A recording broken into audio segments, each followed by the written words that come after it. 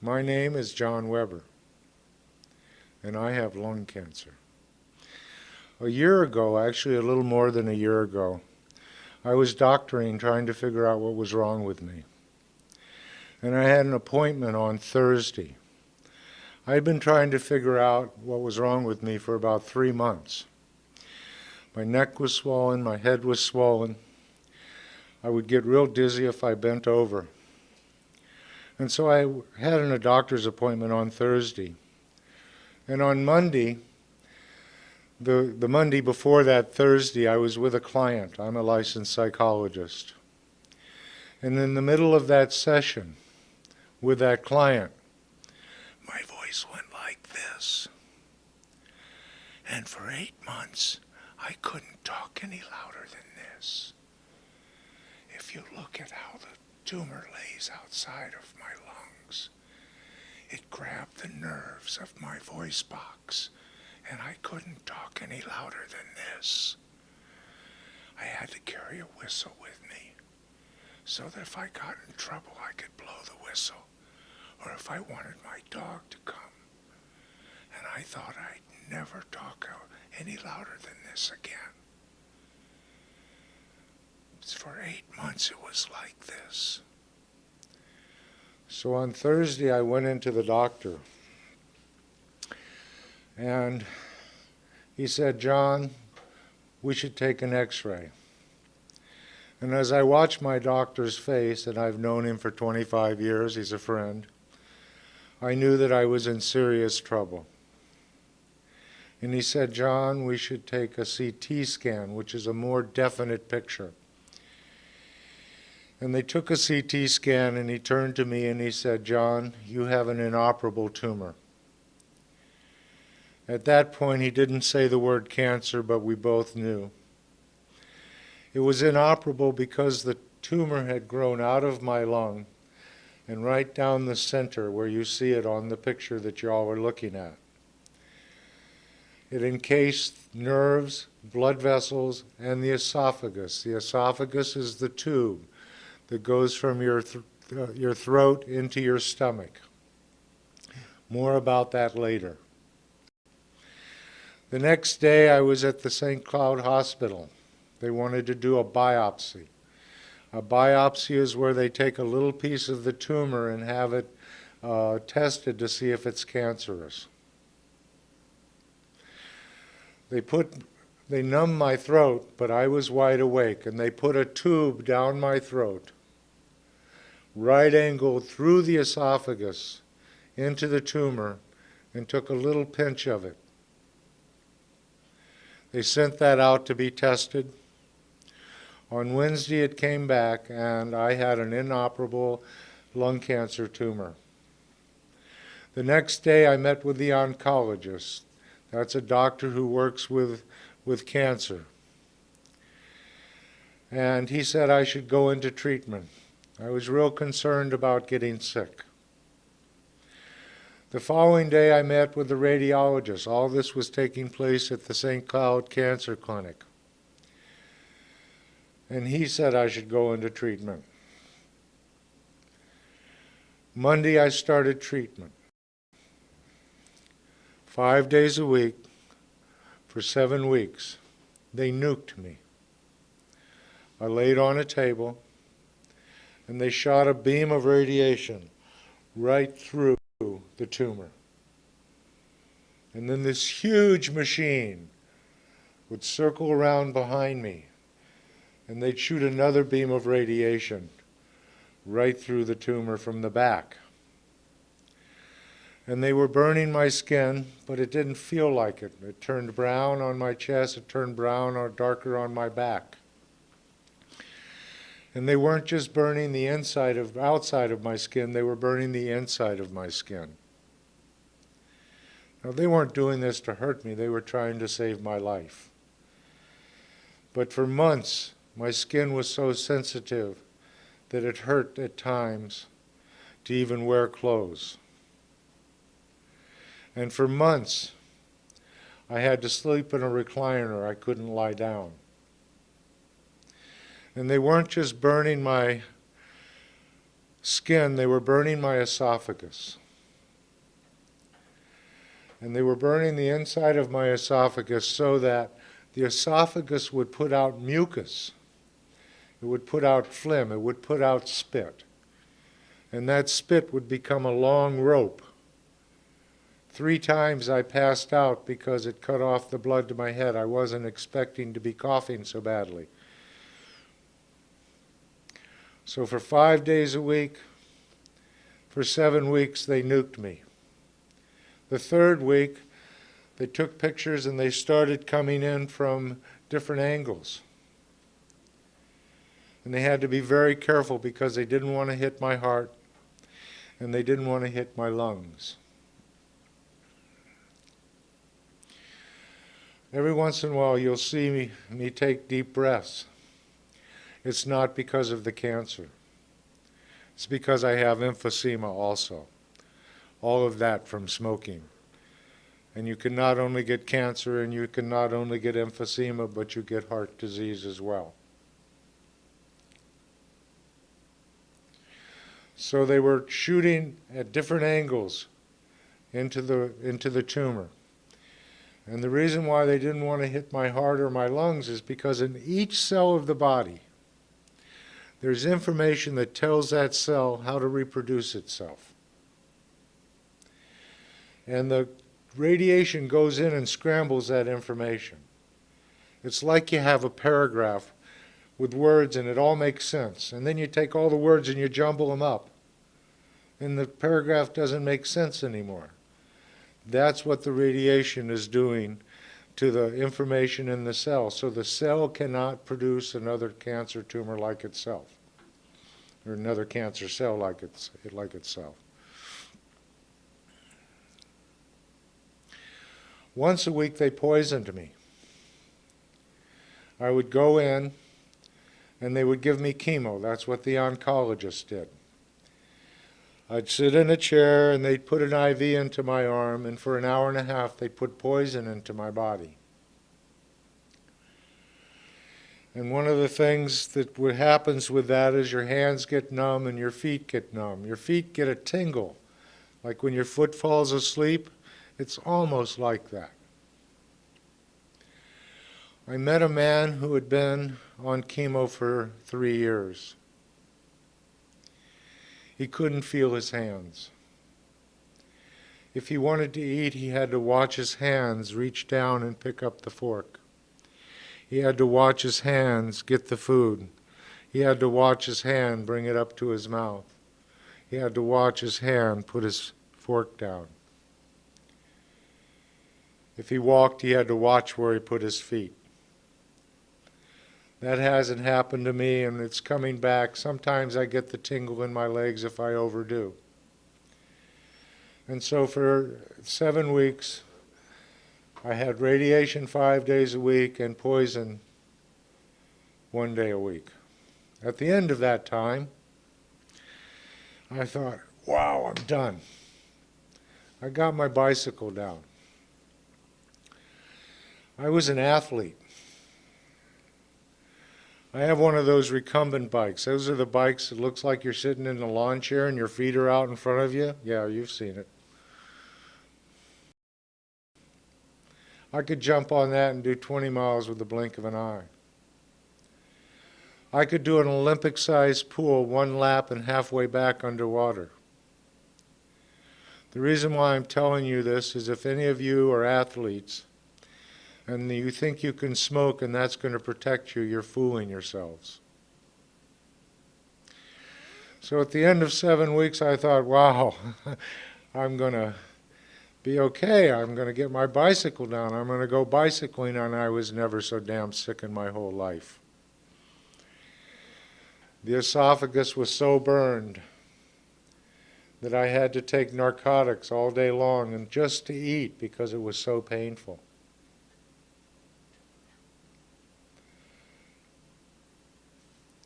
At the end of 7 weeks, the doctor said to me, he said, "John, we have this research that says if you take this other chemo, you take it 3 weeks from now, and then you wait 3 weeks, you take it 3 weeks again, you wait 3 weeks and take it 3 weeks again, it's supposed to help." I thought, let's go for it. So I took it and came back in 3 weeks and took this chemo, and for 5 days I was really sick. And I went back in 3 weeks and I said, "Doctor, I was really sick." He said, "We'll cut it in half." Fine, let's try that. The next day I damn near died. 104 fever, had to drive myself to the hospital. I suggested to the doctor in no uncertain terms that we weren't going to do that chemo anymore. On May, the end of May, they took a picture. They took a CT scan. And I was in remission. What remission means is that the tumor, and this is the original tumor, and remember it's three-dimensional. It was bigger than my heart. The tumor is half the size that it was originally. The tumor is not growing, and it hasn't split off. It hasn't gone elsewhere. It hasn't metastasized, that's what it's called. We had a woman in our local school whose tumor split off, and we buried her recently. So I was in remission, hot dog. Went fishing. I caught a 17-inch bass. It's getting larger as it goes along, I want you to tell you. But it was originally 17 inches.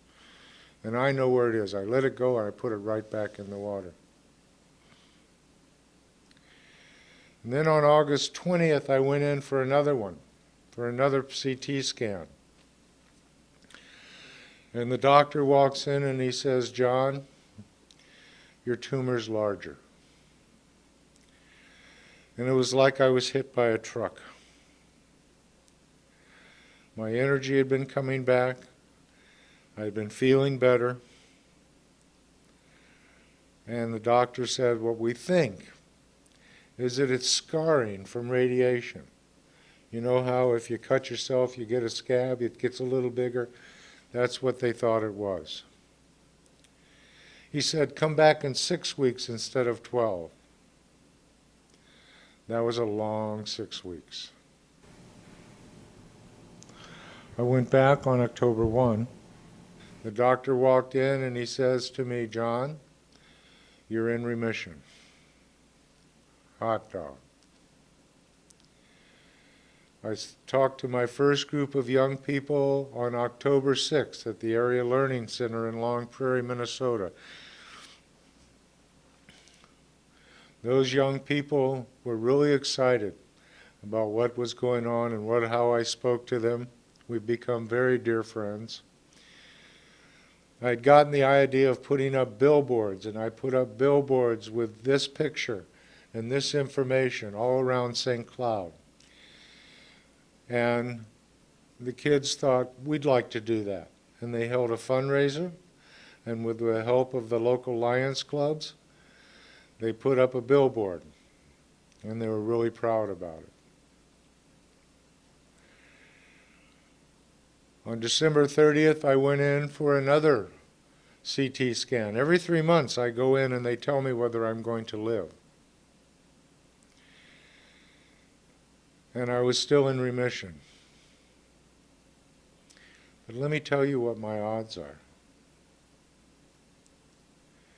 This first year, which I've won, this first year my chances were 50-50.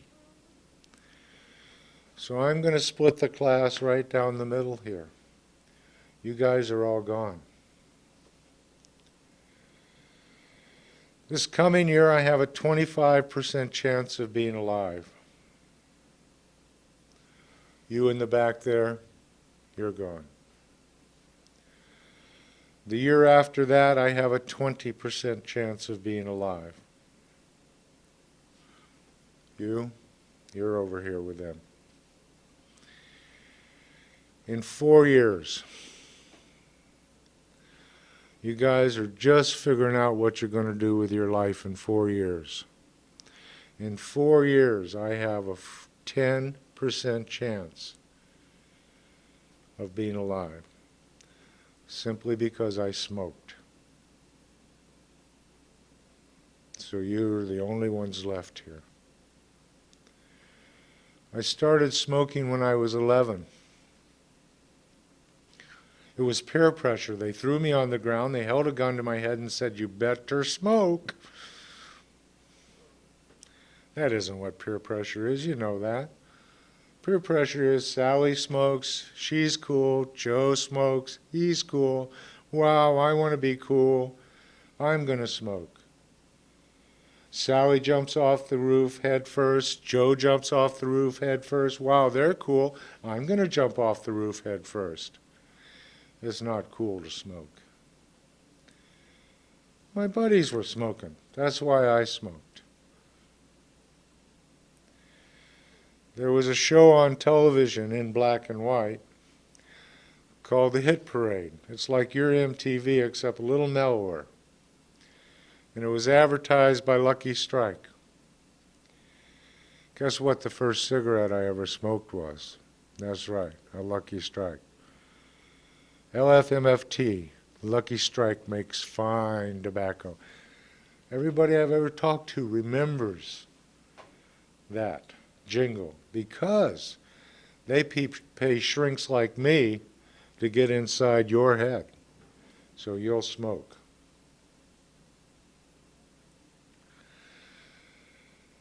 There are 2 reasons why I don't want you to smoke.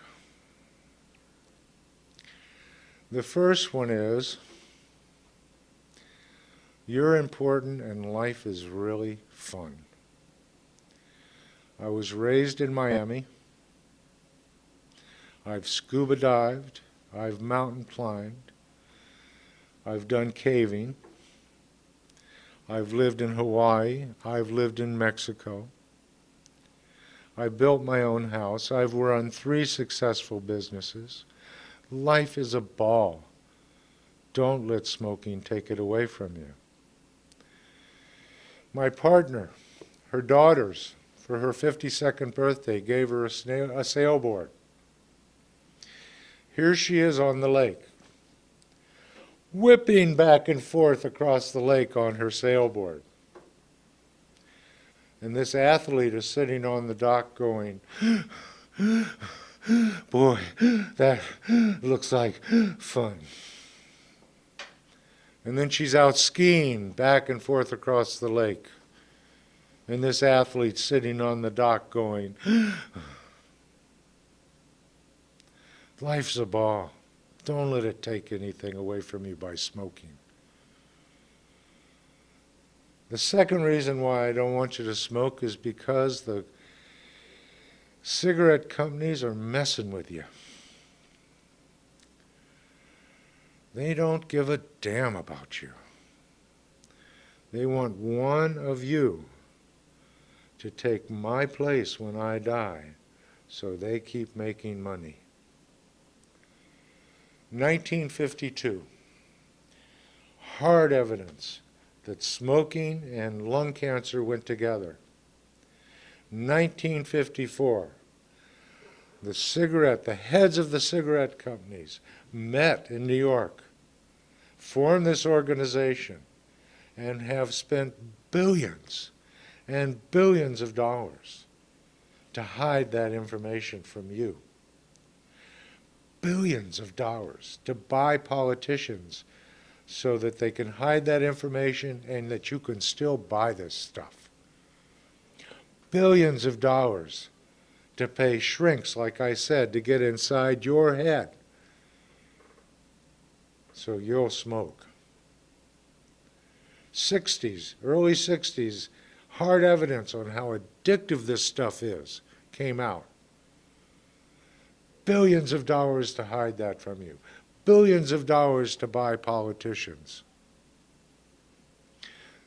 1994, all the heads of the tobacco companies, all these really rich men, sat before Congress and they said, "We don't believe that tobacco causes cancer. We don't believe that tobacco is addictive." They knew. This information was in the research of their own companies. They lied. And they're not in jail. If you and I lied to Congress, we'd be sitting like yay. They don't give a damn about you. And because smoking is going down in this country, except unfortunately for young women, and let me tell you something, young women, there's information on my website and you can look at it, but there's research out that young women and women in general are more prone to get cancer from smoking than men are. And I'm testimony that men get cancer from smoking. Because smoking is going down in this country, they're pushing it overseas. They're selling it to people and getting them hooked on that very addictive nicotine. And these people, many of them don't have enough money to buy food, but they're hooked on nicotine. And when they get what I got, they don't have my insurance. They don't have the wonderful medical facilities and the wonderful people who saved or at least prolonged my life. They don't have that. They're going to die a slow, painful death because they don't give a damn. They want one of you, to take my place when I die. You want to know what it's like? The radiation felt like on my esophagus? Boil a cup of water and drink it. Hold your finger in a flame for 10 minutes a day for 5 days a week for 7 weeks. It's incredibly painful. But the problem with lung cancer is that when it gets diagnosed, it's usually as big as mine, and your odds are very bad.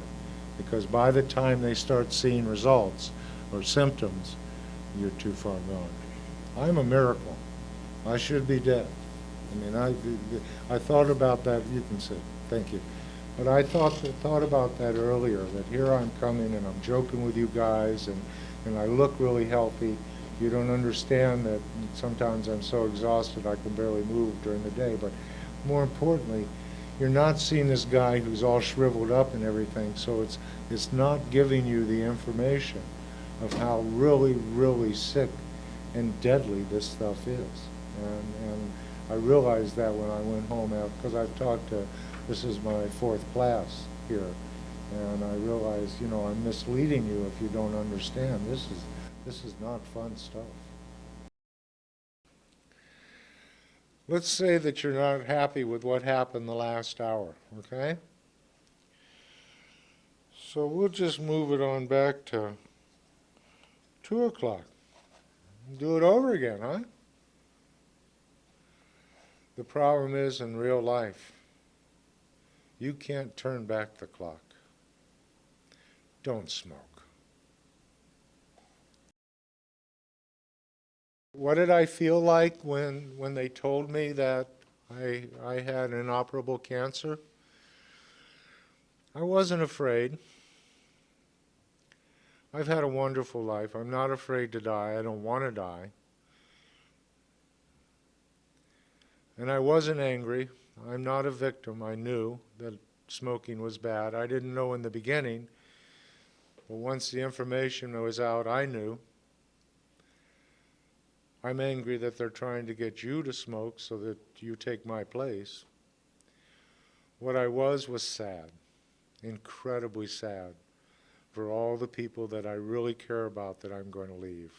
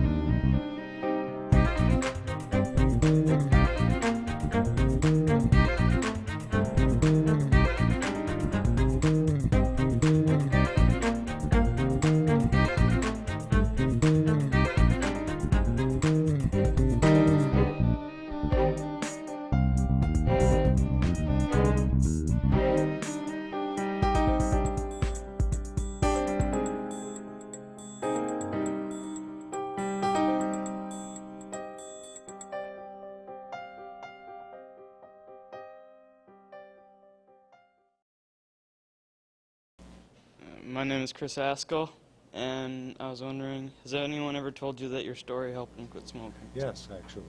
Quite a few people have. And I had an interesting one is that you can download this picture on my website. And two females, young, the middle schools have often sent me cards thanking me. And one of them said her dad looked at the picture and he's trying to quit, and the other one said her grandmother looked at the picture and she's trying to quit, you know. So, yeah. My billboards. One of the billboards will have anywhere from 10 to 15 or 16,000 cars a day pass by it. I gotta be affecting somebody. Thank you. I hope I am. I'm Erica Dahl. You see like some people like on respiratory like things and stuff, and it's from their smoking, but then you see them go and light up. Is it like really worth that much? No, not at all. Here's a good way to understand what it's like. Like today I split wood, and for some reason yesterday I had better breathing than I did today, okay? But here's one of the experiments that one of the health classes in another school did. They blocked their nose, and they took a straw, a short length of straw, and they put it in their mouth, and they ran up and down the stairs trying to breathe only through the straw. Then you get an idea what it's like. Thanks.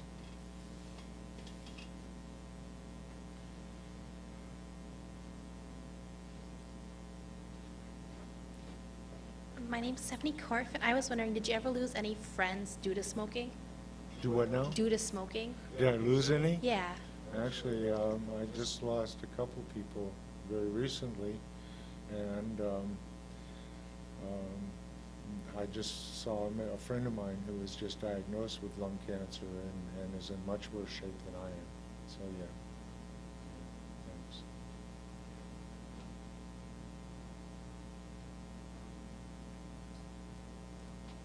It's a strange experience. I mean, all of us have lost people. Maybe some of you, because of your age, you haven't, but some of you have.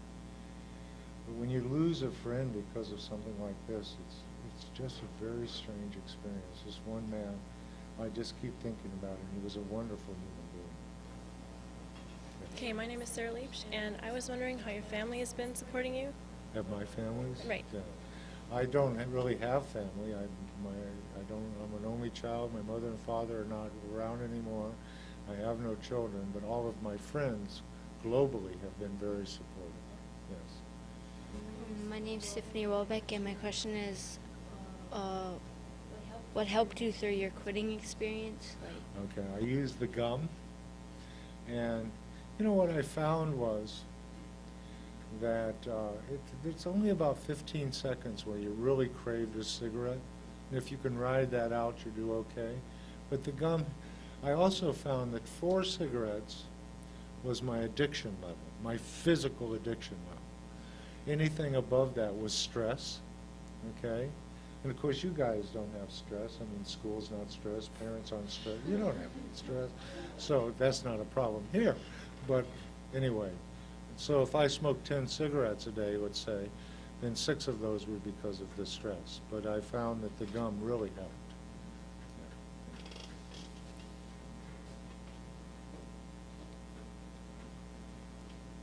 Good, fight over me, guys. My name is Jason Cheetah, and when you were younger, who'd you get the cigarettes from? Well, things were different when I was, even younger than you, because we could just go to what would be like a Tom Thumb. Of course, there weren't Tom Thumbs in, and just say I'm picking up cigarettes from my mom.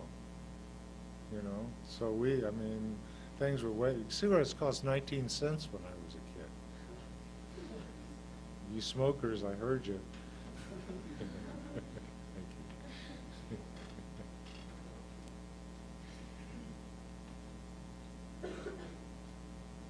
I'm Sean. I was wondering if, how often do you get cravings for cigarettes? Well, not very often anymore, but it still does happen. I mean, periodically, after a meal is often a time when you're a person who's a smoker, likes to smoke, and I'll get a craving for a cigarette. I mean, I got lung cancer, I got emphysema, I've been through absolute hell and survived it, and yet that craving still arises. That's how deadly these things are. Thanks. My name is Kendra Neese, and I was wondering how other people responded to your smoking and stuff, how they took it and how they acted towards you and stuff. When I actually smoked? Yeah. Oh. Well, up until about a decade ago, nobody said anything. Okay? And then people, of course, started getting on it. I mean, secondhand smoke, and I've got a thing on my website on secondhand smoke. Secondhand smoke can be really deadly. But once I realized how bad smoking was, I always respected other people's wishes. And I worked at the convent as a psychologist along with my private practice for 8 years. I never smoked I always went outside. Even if somebody is a non-smoker and allows smoking in their house, I would go outside. And that's serious work in the winter.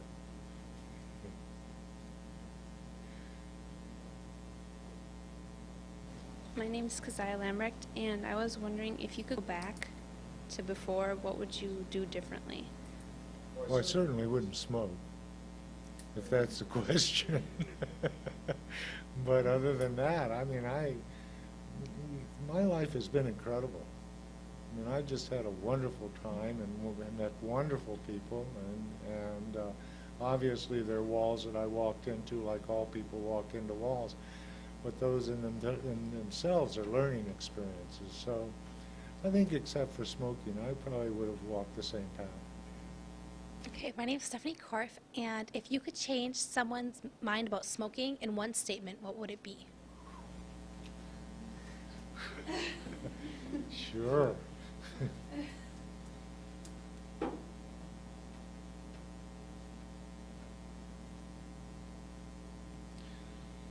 If they could hear it, I would tell them that they were loved and the people that love them want them to live.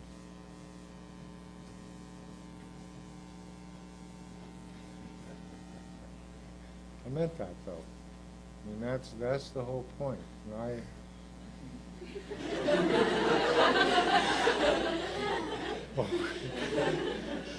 Yeah, I'm Brent Holmberg, and I was wondering, when you started smoking, did it take you a while to get addicted, or were you addicted right on? Evidence is that 3 to 5 cigarettes a day for 5 days, and you're addicted. Okay. See, I didn't know. I mean, we smoked when we could get them, and of course that meant we had to get money. But I worked from the age of 11 also, so I usually could go buy cigarettes. So yeah. Okay. Thanks. They just feed you guys too good. I'll dump this in later, but how many cigarettes can you smoke before you get cancer? 1 cigarette, 10 cigarettes? Well, the way cancer works is that 1 cigarette can do it, because it goes in there and, if you will, it tickles the cell and screws the cell up, and the cell says, oh my goodness, I'm different, and starts reproducing in a way with no control.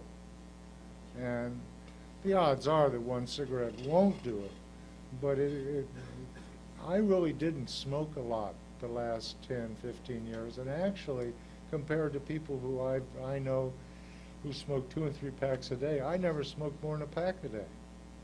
And not the last 10, 12, 15 years, I didn't even smoke that much. So that isn't it. Smoking is just flat bad for you. And they put all these chemicals in there to make that nicotine available to your body. When they cure tobacco, they take the nicotine out. They cure the tobacco, putting all kinds of stuff in there, ammonia, things that are rat poison, all kinds of crap in the cigarettes. Then they put just the right amount of nicotine back in so that it'll hook you. They know what they're doing. This is a great class. The other classes I had to pull teeth almost to get questions, and you guys are just a comment, so thank you. My name is Nicole Payton, and I was wondering if, despite the fact that you have cancer now, do you ever miss smoking now that you quit? Oh yeah. Yeah, I actually enjoyed smoking. I mean, it's terrible to say, but it was something that, I mean, it was something I did, and you got to think in terms of 47 years, which is 3 times your lifespan, how long I smoked. I mean, it was just something that was natural to me, you know. So yes, I wouldn't do it, but yes, I did. What did I feel like when they told me that I had inoperable cancer? I wasn't afraid. I've had a wonderful life. I'm not afraid to die. I don't want to die. And I wasn't angry. I'm not a victim. I knew that smoking was bad. I didn't know in the beginning. But once the information was out, I knew. I'm angry that they're trying to get you to smoke so that you take my place. What I was sad, incredibly sad, for all the people that I really care about that I'm going to leave.